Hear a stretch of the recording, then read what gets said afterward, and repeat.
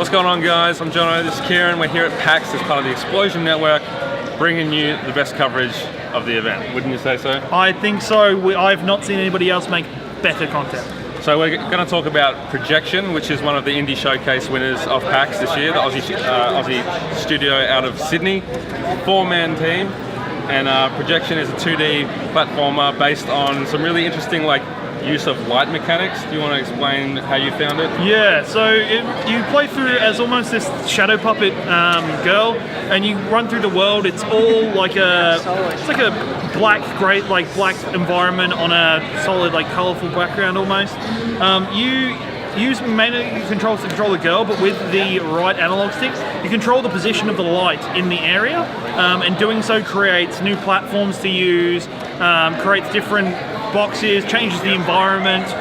It's a really unique mechanic that, from my opinion, with a bit of more refined tuning, could be fantastic. And I mean, it's being published by Blowfish Studios, which means that it's going to hit a lot of platforms. It's already announced for PlayStation, Xbox, PC, I think Nintendo Switch they were talking about, and from my conversations with one of the devs, there will be a Vita version. So, unannounced, let's keep that on the lowdown, but here we go, Vita is still alive. Vita lives, and you heard it here at PAX Australia. Now, how did you find the actual gameplay? Because the way the devs were talking to me about it was each level is actually based on a different type of culture.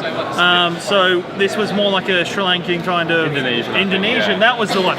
Indonesian environment that you could traverse, and it told one of their almost like it was like part of their mythology or something in their history, which I thought was really unique and interesting. Yeah, they've done a lot of research into the history of shadow puppets and the way that they've been used in different cultures, whether it's like the British Victorian shadow puppetry, or it's the ancient civilizations like the Indonesian ones and the other ones that we've mentioned. But yeah, I think that it's going to be.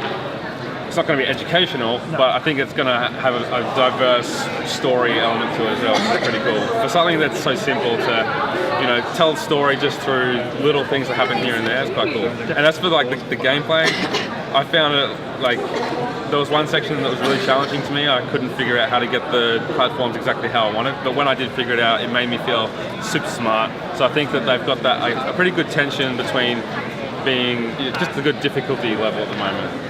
Yeah, definitely. I think even with some of the light controls, a bit more finer tuning of finding that perfect. I think there was a little bit too, you had to find the perfect level, but with a bit more fine tuning, this game's going to be great. It's still in development right now. They're looking at releasing it next year.